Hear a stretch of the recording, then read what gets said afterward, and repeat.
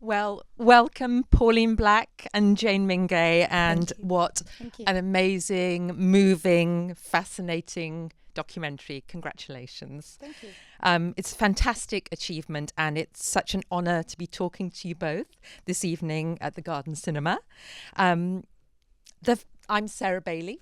The Fashion Film Club is all about conversations around clothing, cinema, and culture. But I think before we get to look through that specific fashion lens, I just wanted to ask a little background more generally about how you both met and really how the project first came about, if you'd both like to answer. Shall I start? You start. Okay. Well, I was contacted by Jane Mingay here, who directed ultimately, and by Nikki Parrott, who was produced it. This is Tiger Lily 2 Productions. And I wrote a book in 2011 called Black by Design. Jane had read it and thought that maybe we could make a documentary out of it. This was all before we had ever met, so I didn't know this. I've come to know this. And we met on a pretty unprepossessing cafe on the concourse of Birmingham station. I live in Coventry, by the way, which is the home of two-tone, as those who, any fans of the Selector might know. And Jane lives in London, and Nikki lived in Glasgow. And I was amazed that anybody wanted to come all the way up from London or all the way down from Glasgow to see me in Birmingham. But we all made a journey, however big or however small, and sat there over coffee and pretty much talked about how we envisaged the piece, and pretty much everything we discussed that day ended up in it, didn't it? Yeah, it was an amazing meeting. I'd read this book and I was just like, this is amazing. Obviously I'd admired Pauline, and then just to read her backstory as well, it was just like, wow, this, and I just thought it'd be an amazing documentary to have all those sort of historical social events alongside this incredible life story. And then I was lucky enough for Pauline to say, yes, let's meet. And then Nikki and I went up, and we met this amazing woman, and we got on really, really well, and we all clicked, the three of us, and it was fun. It was like we all just, the energy was buzzing, and it was just right. It was exactly what it should be. There was just nothing weird or untrustful. It just felt really natural, and then it just sort of evolved from there. And we always agreed on everything. We understood each other, and I've got to say it's just been a really lovely friendship and understanding collaboration. So it's really nice. It was very organic. I mean, it wasn't like there weren't people before. I mean, over the intervening sort of, 10, 11 years between when I wrote the book and then about 3, 4 other people had thought, oh, well, we could make a film out of it, could make a documentary out of it, we could do this. I won't say who they were, but they were mostly men. And it wasn't like I didn't get on with them or, didn't understand maybe what their vision was. They just didn't come with the right energy. And it takes 3 women to put something together, I think. Chekhov was into something. I mean, that does lead me into my next question, because I think it is such an interesting blend of pop culture, but also something very personal and very intimate. And of course, there are some devastating revelations in the film. And I just wanted to ask a question about trust, Pauline. And how did you choose to trust Jane? Well, it wasn't like the whole subject of, the sexual abuse wasn't something that I had discussed, but I discussed it in the way I wanted to discuss it in the book. And I think that was the most difficult thing in the book to write, to sort of judge how to do it, to make it feel right and to make it feel true and to make it feel true to myself and to how somebody might read this. And I knew the person was dead at that time, so that in some ways I suppose made it easier. But nonetheless, they had known somebody in my family and they were still alive, so I still had that kind of contradiction to resolve in my own head. But I felt that it's quite different sitting down in front of a computer screen and writing something quite private than actually talking about it. But I don't know what it was, but Jane always made whatever filming experience we were having feel as though there was just me and her talking. And I think that's a special knack of Jane's, that she can do that even though there's other people in the room. Somehow they trusted Jane and I trusted her. So that's an alchemical thing, and I don't know any other way of expressing it. Yeah. I mean, it was very personal, and, I think the thing was just to kind of set up the situation and feel extremely, honest about it, and just kind of let Pauline kind of guide it. And that was what happened. And, it just came out exact, and we haven't cut it in any way. It's very much, it's not edited, it's just exactly the way that she experienced when talking about it. And I think that's why it's just so powerful. And it's really, it's fundamental to the story as well. So, and Pauline wanted to include it as well. So all that adds to the trust element, is that she was kind of, it's her story and she was telling it the way she wanted to. Oh, thank you for your answers. Zooming out to the culture of two-tone, I probably not the only person in this room who was incredibly excited by two-tone growing up, and I was so excited by the verve, this movement that was so cool, it was bold and it was brave, it was anti-racist, it was progressive, and the whole thing also had a great look. I'd love to hear from both of you about the role that style played in the two-tone movement. I don't know who'd like to go first. Well, style was a strange thing. I mean, every band, I suppose, has a style, as it were. But I tend to look at two-tone as a movement rather than a band, an individual band. I mean, in two-tone, there was us, there was the Specials, there was Madness, there was the Beat for a while. There was even Bad Manners, not that they ever recorded on two-tone, but a lot of people think that they were. But we all played together at some point in time during, when there were venues like the Lyceum here, the Electric Ballroom, and places like that we could play. But there'd never been a rude girl. I think that was. And so I kind of took that and ran with it, because it's very easy to sort of try something out when there's no one else kind of in competition with you sort of doing it, which there wasn't. I mean, at that time, black ladies either looked like the women in chic, which meant a lot of spandex and stuff like that, or it meant kind of the Earth Mother version, which was very much the I3s and the Wailers. And neither of those really fitted me. Probably the nearest that fitted me was what Polystyrene was doing in X-Ray Specs. But she was a lot younger, and braces look better on her teeth, and so it's I kind of took what I could see and did something with that. Of course, there was Rhoda Dakar, who was the lead singer of the Body Snatchers, and she had a different take on it. But I don't think she'd call herself a rude girl as such. But hers was much more mod influenced, I guess. But those were the things that were having a revival at that time. Jane, through your lens, how important was style in your understanding of two-tone? Well, it was very important. It was what attracted me, and to see as a woman growing up, to see a woman like that. I was never into like kind of girly stuff, and I was never into fashion in the sense like a label kind of thing. It was always going to be a street style. It was going to be something that the way it made me feel and how I could express myself through that.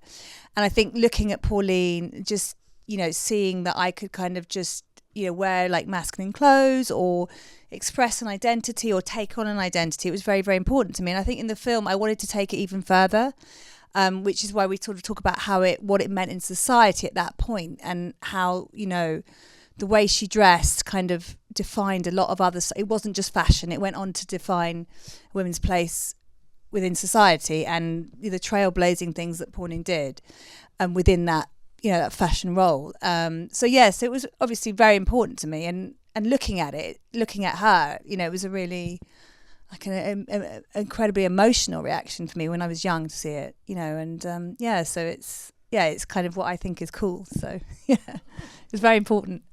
So Pauline, can you just get granular and tell us how you put together those outfits? I mean, where did you buy your clothes, and how did you experiment in front of the mirror? Yeah. Oxfam, I mean, any kind of place. I mean, the fashion goes in like 20-year cycles, you know, both musically and in the way that we look. So I don't know whether it's got anything, because there's always a generation which is wobbling off this mortal coil, and their clothes end up in Oxfam, don't they, eventually, when somebody has a clear out. So, you know, and the next generation kind of, or maybe 2 generations down, look at it and say, oh, look at those duds, you know, I can do something with those. So I think that it was, at that time, there was a lot of stay press. There were a lot of Brutus shirts. There was a lot of check around and things like that. And there was still this wonderful old gentleman's shop called Dunn and Company. And we had one of those in Coventry. It was opposite Sainsbury's. And I remember going in there in the very early days, because you could get grey trilbies there. And I decided that a grey trilby was my hat, as it were. I didn't like pork pies. They were too small and too kind of, you know, masculine looking or whatever. But a grey trilby, I mean, anyone, you know, like, what's his name? Don. Oh, yeah. Don goes on about she really rocked a fedora. It's not a fedora. Trilby, ladies and gentlemen. But I wasn't going to correct him on it. I thought that would do for me. And they sold these, and I always remember going in there. Like this was a shop with little old men, suits you kind of men, you know, in there, and they looked at me, and I'd gone in full outfit because I thought I ought. And said, you know, have you got any grey trilbies? And they just looked at me as I had just landed from Mars. But I mean, you know, they wanted a sale, so off they toddled and came back and every now and again, because I mean, I sweated through them. I was going to say, was there more than one? Exactly. So I'd buy them from them, and they were more than happy to see them on top of the pops. So it was. Out of something which was quite strange came something which was rather lovely, I think. And Pauline, you have stayed with the hat as a style signifier. Tell me about the power of wearing a hat, actually. Oh, the power of wearing a hat. Yeah. Well, I don't know. Some people suit hats and others don't. I happen to suit hats, I think, unless anyone wants to tell me different. And, well, some people don't. They look like Freddie Parrot-faced Davis in them, you know? I mean, it's kind of, that's not a look you want. And, but I've always liked a hat. I mean, it's not just the hat. It is the clothes. I wear clothes as armour. I don't know whether other people do or not, but I mean, it's... I like structured things, and you know, I'd probably have been Joan of Arc at some point in time or something with some proper set. But I like structured things and things that you turn up in, you put on. They're quite simplistic, but they kind of make a statement in them. You know, not a huge statement like somebody who's wearing some big designer label or something, but makes a statement, and a hat just kind of tops it off. And I grew up in the 50s. All ladies wore hats. All ladies had little white gloves. You know, I mean, I love all those things. I love detail in fashion, and we've kind of lost all of that, you know, and the shape of a body. We've kind of lost that because it just gets baggier and baggier and baggier, doesn't it? And I'm really not into baggy particularly, but not absolutely defining of shape, you know, in that kind of pencil skirts thing's the only thing they appeal to as men. Sorry, I mean, that was a bit dismissive. But certainly, I think watching you on stage, bouncing about the stage. Well, it makes it very easy to do that. In those phenomenal white tailored pants. I know, I don't know how I wore them then. I mean the silhouette is incredible. But as you say, armour, because you look so empowered. Well, they were ski pants. Ski pants. Yeah, they were stirrup underneath. Oh, you ladies know the kind that I mean, don't you? It's probably nobody would be seen dead in them now, but I mean, they were very useful. They never rode up in any unseemly way. and wearing the suits, because, you know, you do rock a suit brilliantly well, and I can see some of the more recent suits have probably been bought from women's outfitters, but those suits you were wearing in the 70s, did you buy menswear? Did you have something specifically made for you? I never had anything made for me. I had one suit made and it was all wrong because it was a tailor, and they're obviously made for men, and they weren't aware of kind of women's shape, and it's subtly different in all kinds of ways. It was most of the clothes I ever got were just from where anyone got their clothes then, you know, either came from Oxfam shops or they came from C&A. I mean, that wonderful sort of black and white check blouse that I had, well, that was C&A. I know it was probably very, very cheap, I should think, but I still have it and I still occasionally wear it, kind of thing. And Jane, I mean, you've expressed that you were really related to the cool of two-tone as a young music fan. Yeah. But it'd be interesting to hear the decisions you made as a filmmaker to show Pauline's fashionability and show us in her closet. Why did you want to do that in the film? Yeah, I just thought it was, you know, she's such a style icon and you want to see her closet. It would just be, you know, it would just be something you really want to see. She's known for her style. So I thought that was an important thing. And then, you know, she kind of explained it in such an interesting way as well. And I think it really kind of helps us to understand the armour of it very much, how, you know, Pauline was using clothes to kind of become her persona. So it wasn't just a frivolous look into a closet, you know, it had kind of deep meaning to it. And then it kind of all adds up because we know about her character. We've understood her youth. And we see the trajectory, and also we see her from being a hippie to a rude girl. You know, I think that was really fascinating to me, actually. It's like, how does somebody who's a hippie become a rude girl? Because it's just so different in so many ways, musically, attitudinally. There's a lot, you know, so that was a really interesting thing. So that's kind of why I wanted to, you know, to show that trajectory. And I think seeing the film for the second time, which I was lucky enough to do this evening, I mean, some of the first words in the film are about identity. Yes. And Pauline, you know, you coming to terms with your identity and expressing your identity and how powerful and exciting that is. At this point, I wonder if anyone in the audience would like to join in with a question. Don't be shy. And obviously I've been concentrating on style and fashion, but I think both these fabulous women would be open to all kinds of threads about the making of this film. Hi, I was wondering how you found Coventry in 2025, because obviously late 70s, early 80s, very depressing, and a lot of the songs are about how depressing Coventry was. So I was wondering how you still live in Coventry. I was wondering how you find it now. Well, in some ways it's still as depressing. A lot of people say the only good thing about Coventry is the M45, which is the road out. But I mean, I disagree. I grew up in Romford in Essex, and that was, in my day, it was the breeding ground of the National Front. And I was very, very unhappy there, and I didn't particularly like the place. I didn't particularly like the people that I was surrounded with. But I have to say that I got off the train when I first went up there to go to Coventry University, Lancaster Polytechnic as it was then, and I stepped off the train and I just felt comfortable in Coventry. And I think I expressed that sentiment in the film. It was, I saw other people who looked something like me. And I didn't really see very many people like that in Romford. And not only that, it's always been a place, we take a lot of refugees in Coventry. And the university, as many universities these days, very much has a very cosmopolitan set of people from all over the world who come to it.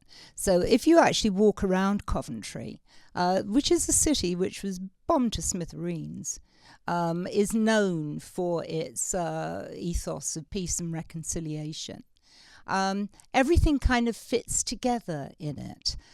You've got the old cathedral, you've got the new cathedral, the rising from the ashes and all of those things. There is a newness about it, but you have to live there to know that. Otherwise, it just seems like a relatively provincial town with a bit of a brutalist, concrete place in the middle where people shop or don't shop these days, because most of the shops, in the sense that we used to know them, are now gone. But there is a togetherness about it that I don't experience when I come down here or go to any of the kind of home counties places. Thank you for that answer. Thank you. Who else has a question at the back?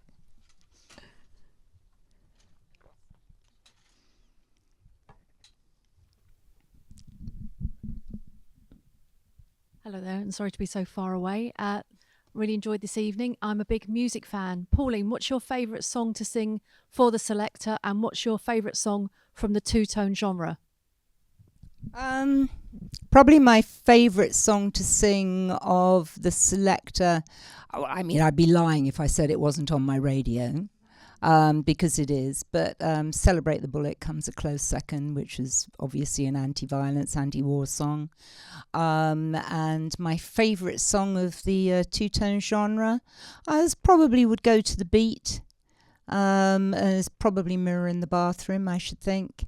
Ranking Roger and I were, the bands were quite close until his death in 2018. We toured together as double headline and things like this. So it's, that's what I like.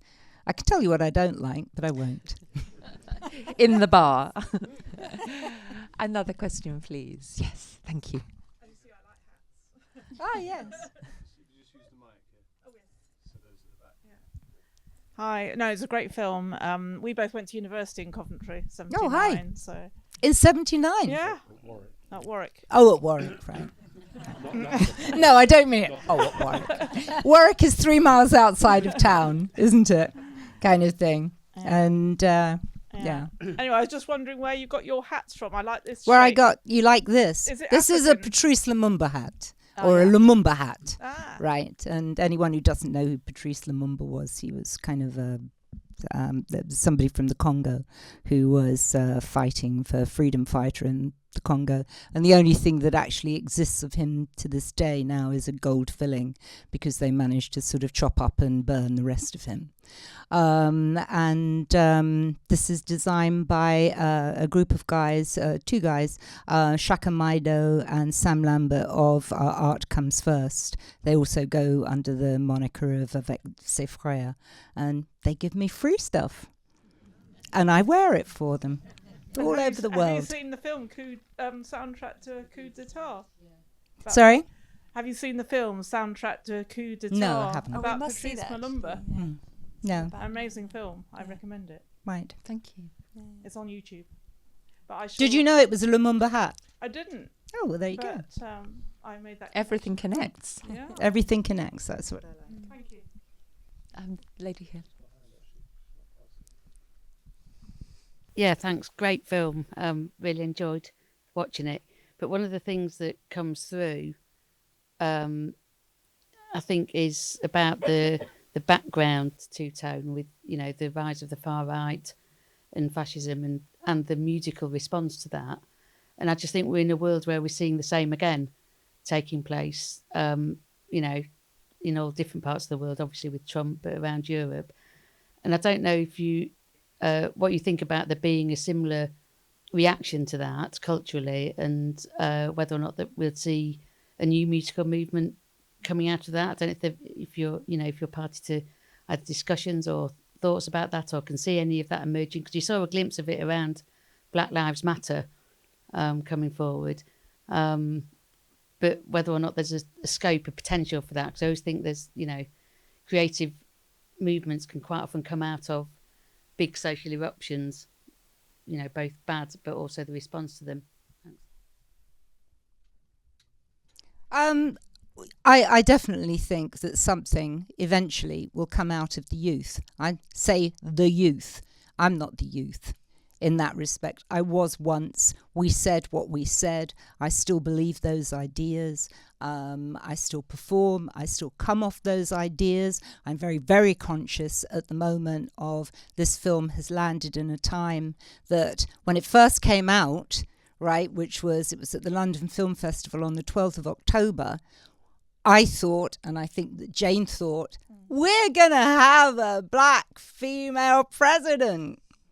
Right? Well, I mean, we were wrong, obviously. But by November, we were, that didn't happen, did it? For whatever reason, we have the orange person back.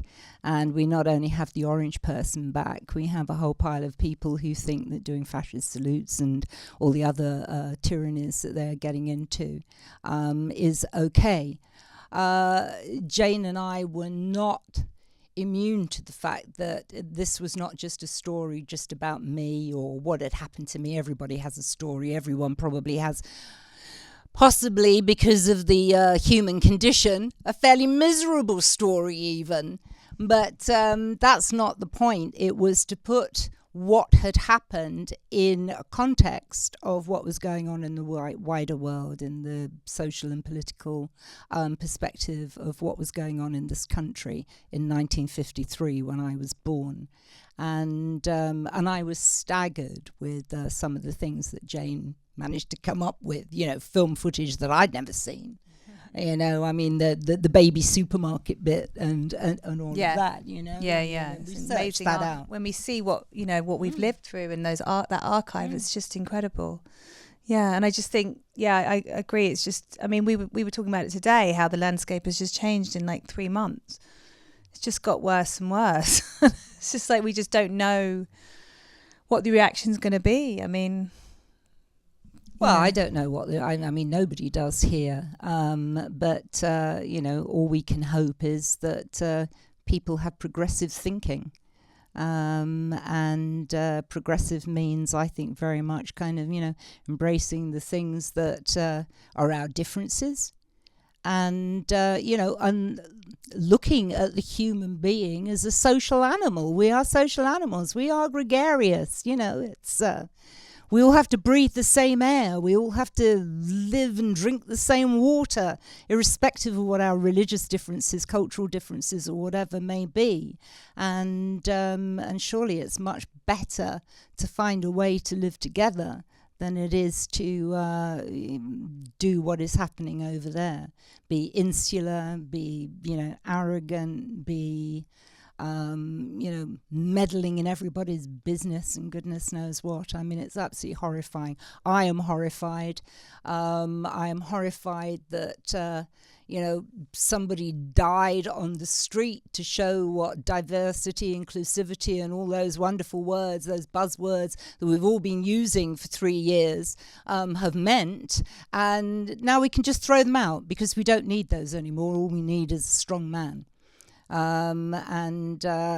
I love a strong man, but I mean it's that ain't gonna sort this world, is it?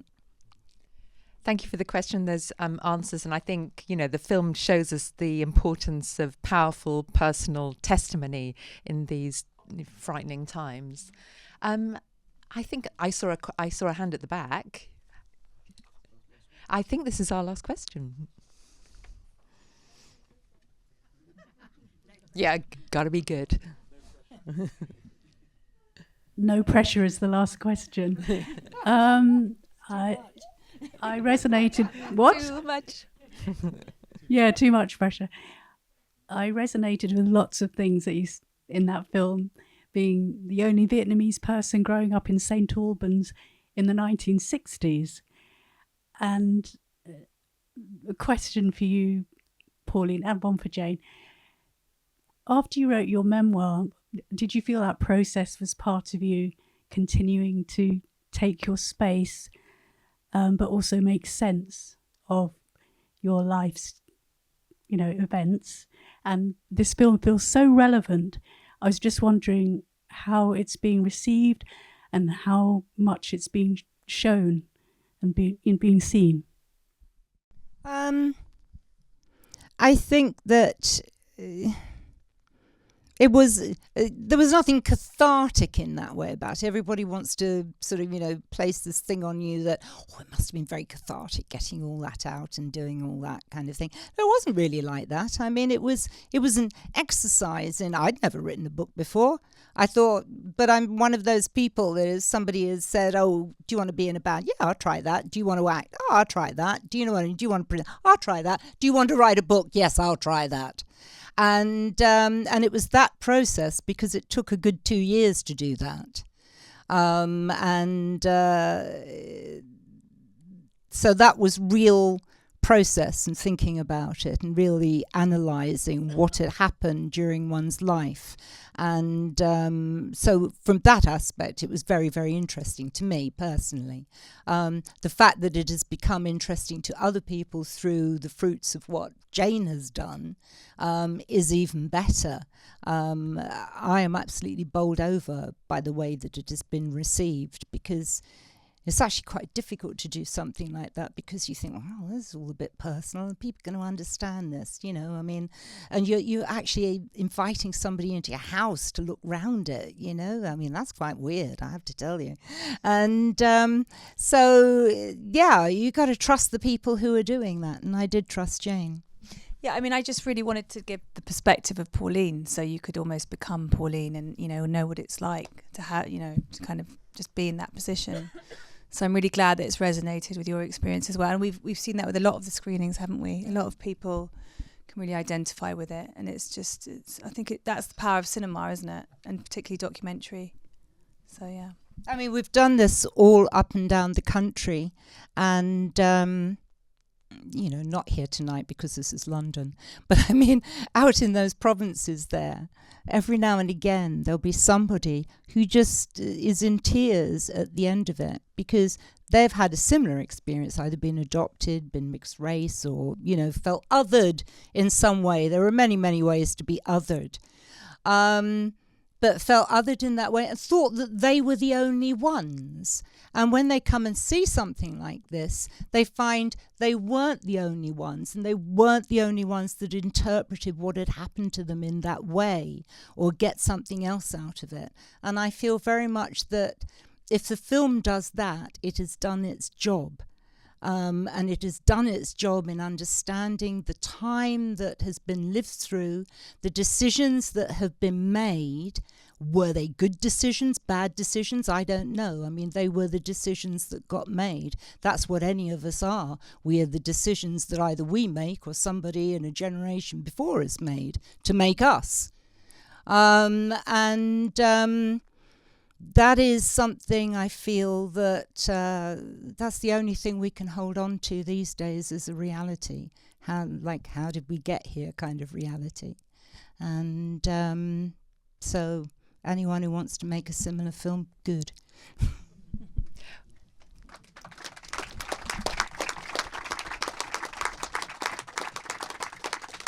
Well, I'd like to thank everyone in the audience for these brilliant questions. Politics, personal testimony, the power of a hat. And I'd like to thank the brilliant director, Jane Mingay, and of course the superb Pauline Black. And Thank Sarah. you. And Sarah. Sarah, thank you very much, Sarah, for such good questions. Thanks to everyone here for coming. Thank you. Brilliant. Yeah, thank you for coming.